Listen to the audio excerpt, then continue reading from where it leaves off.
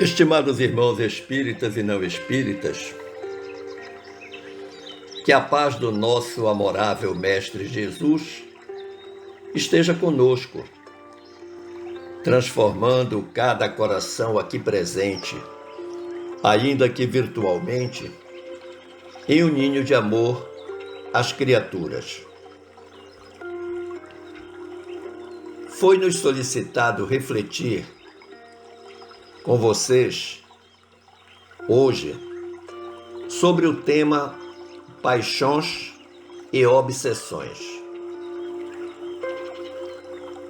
Este assunto, paixão, é objeto de acurada exposição no Livro dos Espíritos, livro 3º, capítulo 12, que trata da perfeição moral, e está incluída no item As Virtudes e os Vícios.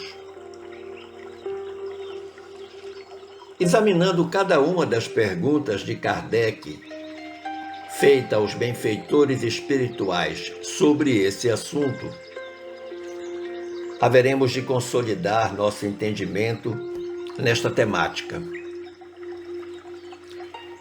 Kardec inicia o tema das paixões na seguinte forma: Questão 907. Será substancialmente mal o princípio originário das paixões, embora esteja na natureza? Responderam os espíritos: não. A paixão está no excesso de que se acresceu à vontade, visto que o princípio que lhe dá origem foi posto no homem para o bem, tanto que as paixões podem levá-lo à realização de grandes coisas. O abuso que delas se faz é a causa do mal. Nós observamos que quando Kardec formulou a pergunta, ele destacou de imediato o aspecto natural da paixão, quando usou o substantivo natureza. Mas seu interesse maior era saber se o princípio originário das paixões era mau, apesar de ser natural. Ou seja, ele procurava esclarecimento sobre a origem, a fonte de onde promanam as paixões. E os benfeitores espirituais enfaticamente responderam não, alegando em seguida que o abuso que se faz da paixão é que determina a sua maldade. Na questão 908, Kardec perguntou: como se poderá determinar o limite onde as paixões deixam de ser boas para se tornarem más? E aí responderam os espíritos: as paixões são como um corcel, que só tem utilidade quando governado, e que se torna perigoso desde que passe a governar. Uma paixão se torna perigosa a partir do momento em que deixas de poder governá-la, e que dá em resultado um prejuízo qualquer para vós mesmos ou para outrem. E os espíritos disseram ainda: as paixões são alavancas que decuplicam as forças do homem e o auxiliam na execução dos desígnios da providência.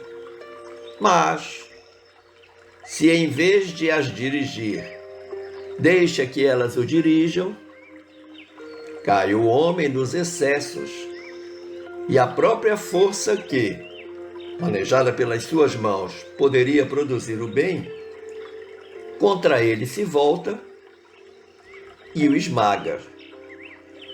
E disseram mais: todas as paixões têm seu princípio num sentimento ou numa necessidade natural. O princípio das paixões não é assim o mal, pois que assenta numa das condições providenciais da nossa existência. A paixão propriamente dita é a exageração de uma necessidade ou de um sentimento. E finalizaram esta parte dizendo ainda: está no excesso e não na causa. E este excesso se torna um mal quando tem como consequência um mal qualquer. Toda paixão que aproxima o homem da natureza animal afasta-o da natureza espiritual. Todo sentimento que eleva o homem acima da natureza animal denota a predominância do espírito sobre a matéria e o aproxima da perfeição. Então, esta resposta por si só já esclarece o assunto. E tudo fica na dependência da vontade humana. Esse poderoso motor propulsor das ações em favor do bem ou para o mal. Evidentemente que as inclinações humanas interferem nesse processo, sejam elas boas ou más.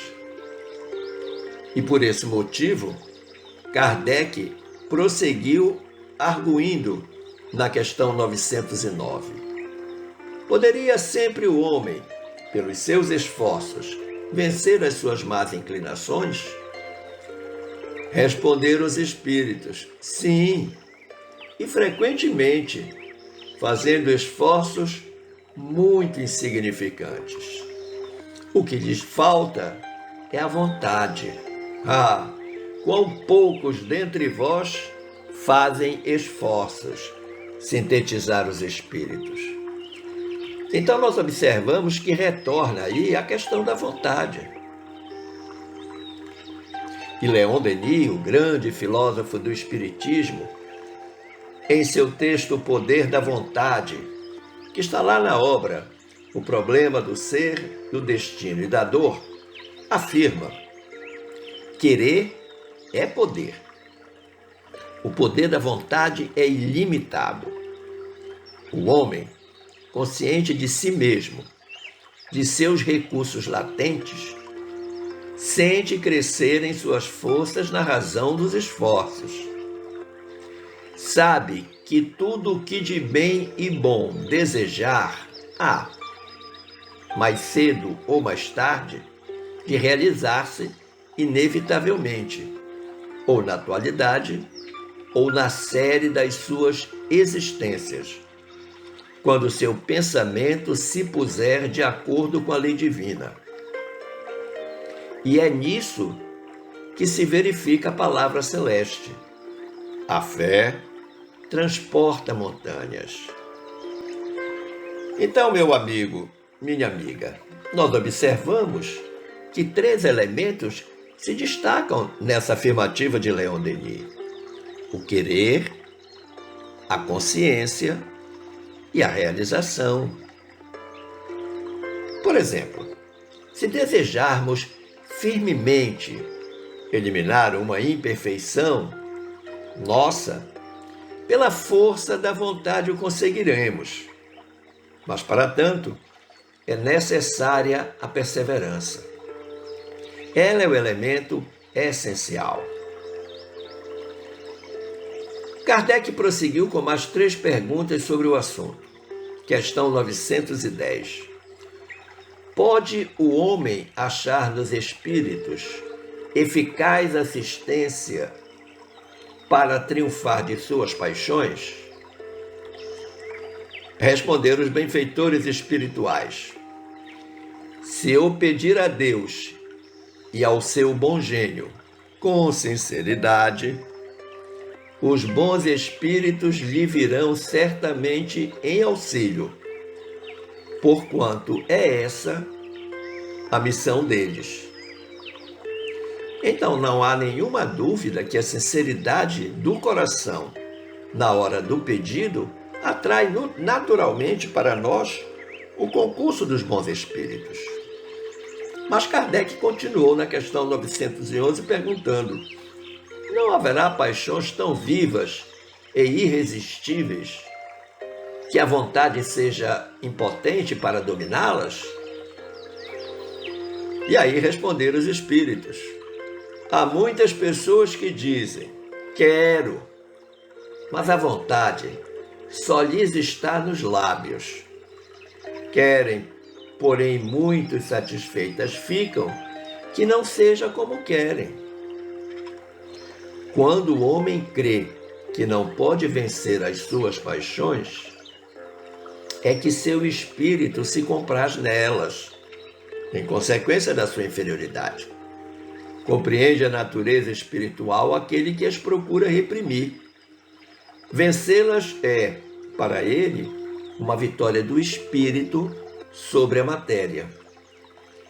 Então a gente percebe o quanto que a vontade, a perseverança, a determinação são importantes e necessários para que nós possamos vencer as nossas inferioridades, as nossas imperfeições. E Kardec finalizou arguindo na questão 912.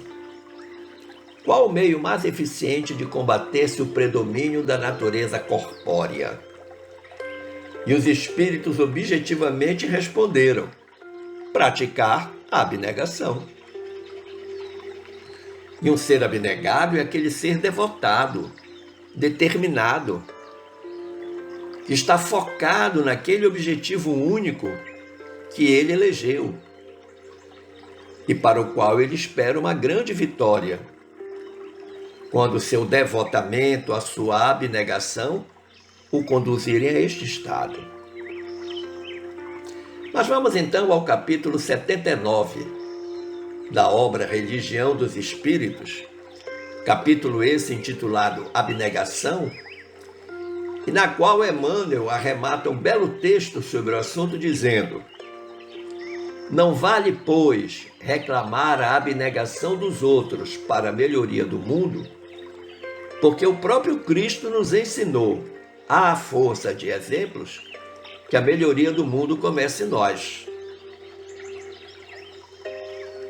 E aí eu lembrei, nesse momento, daquela música do Nando Cordel: a paz do mundo começa em mim. Tudo que eu quero transformar no mundo tem que começar inicialmente transformando a mim mesmo. É muito prático nós cobrarmos a mudança alheia, cobrarmos a abnegação alheia. E a nossa mudança?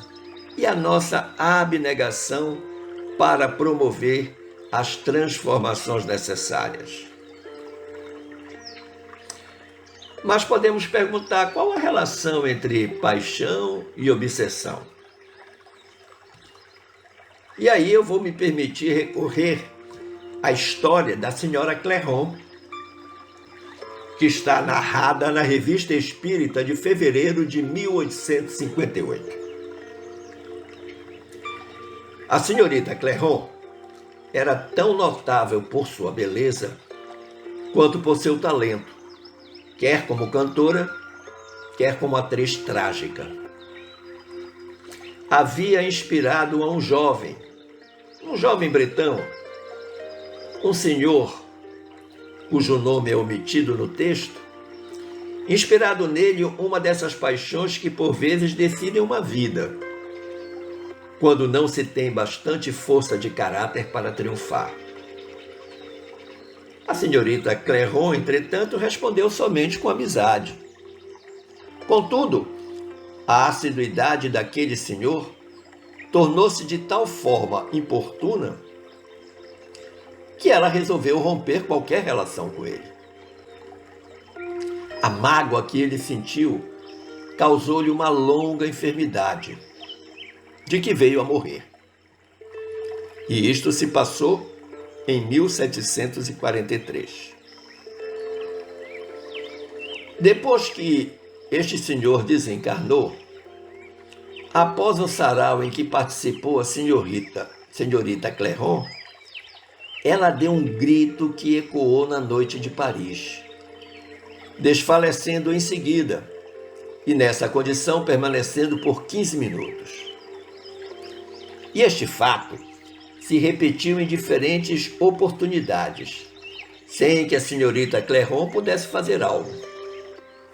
Algum tempo depois, Esta senhorita obteve, por intermédio da dama idosa que tinha sido amiga devotada daquele senhor, o relato de seus últimos momentos.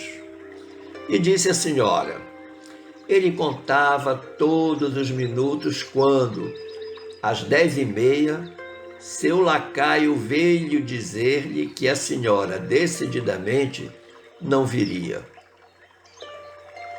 Depois de um momento de silêncio, tomou-me a mão em atitude de desespero que me apavorou. Desalmada, não ganhará com isso. Persegui-la-ei depois de morto, tanto quanto a persegui em vida. Eu quis tentar acalmá-lo, mas ele já estava morto. A perseguição durou 2 anos e meio, o mesmo tempo que durou o relacionamento entre ambos enquanto estavam encarnados. Algumas palavras ainda sobre a natureza desse espírito. Não era mau, e é com razão que a senhorita Clairon o qualifica como um pobre diabo. Mas também não se pode dizer que fosse a própria bondade. A paixão violenta sob a qual se sucumbiu como homem prova que nele as ideias terrestres eram dominantes. Os traços profundos dessa paixão, que sobreviveu à destruição do corpo, provam que, como espírito, ainda se achava sob a influência da matéria. Por mais inofensiva fosse sua vingança, denota sentimentos pouco elevados.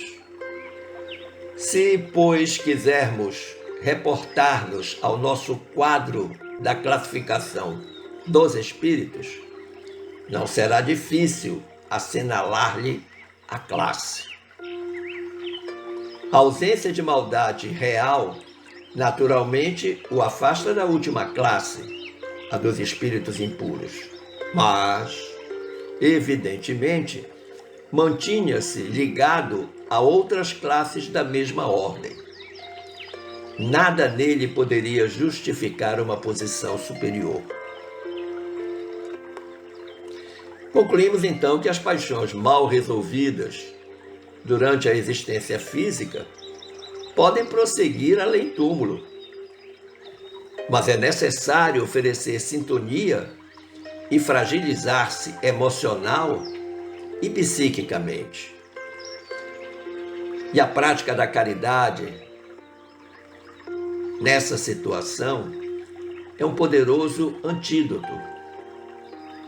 Mas vezes existem em que o processo obsessivo é parte importante na evolução espiritual do obsidiado. Razão pela qual nós temos que olhar o outro lado desta moeda.